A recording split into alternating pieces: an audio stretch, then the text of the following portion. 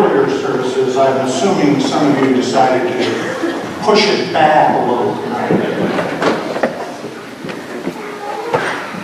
Every year during Lent, it has become my custom, and I will do that again this year, to take an opportunity to ask you, forgive me of my sins that I may have committed against you, through my own human weaknesses, through my own faults. And if I have sinned against you in any way, I ask you to forgive me of that sin.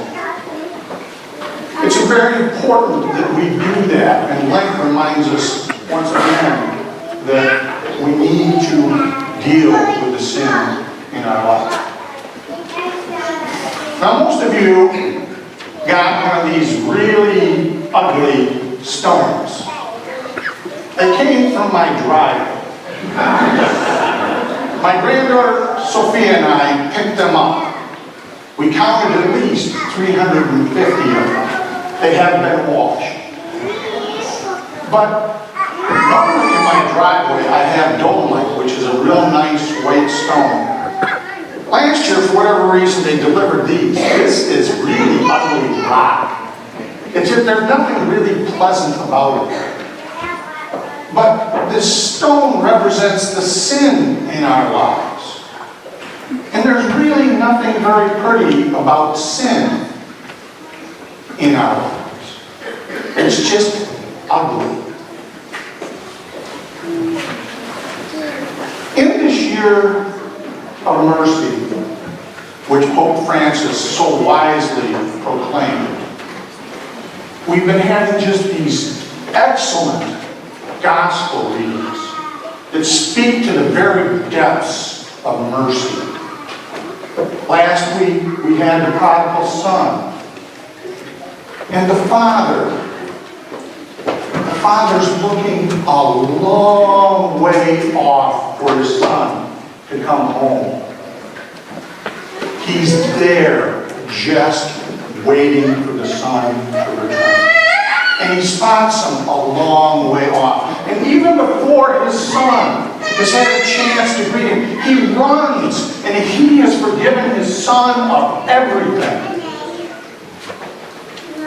And that is the way it is with God. And last week, Jesus told this in a theoretical story. But in today's gospel, we have a very practical application. They brought a woman before him who was caught in the very act of adultery. Now, last I knew, it took a man and a woman to commit adultery. We don't know where the man was, but they got the woman anyways. And what does Jesus do? He takes the bar and raises it. He does not condemn her, but he shows mercy. A mercy that is beyond our understanding and compassion. A mercy that goes to the very depth and soul of who Jesus was. A mercy that always outweighs justice.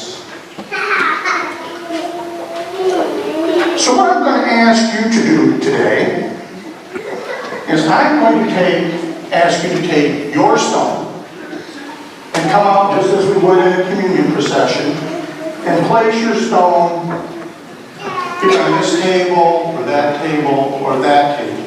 So I'm going to ask you to come forward and do that now. And I want it to be the symbolic placing of our sin at the Master's feet. We're turning the sin over to God and placing it for Him to deal with at His feet. So if you could come up and do that now.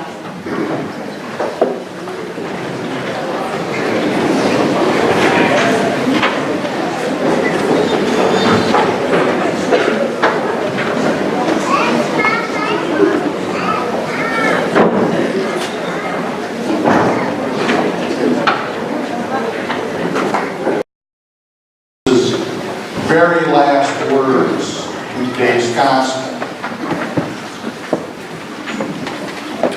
says to the woman, has no one condemned you? No, sir.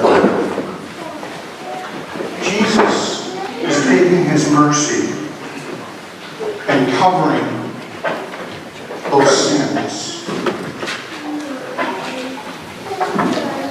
So that just as in baptism, when we are made a pure white soul, those sins are placed under God's mercy. The one thing about mercy is it's kind of a two-sided coin. God shows us his mercy, but we also have to be merciful to ourselves. And by this I mean, after God has done this, we can't do this. We can't look back and say, yeah, but because God's mercy outweighs our sins. And the last words I say to you today are the words that Jesus closes with. Go and sin no more.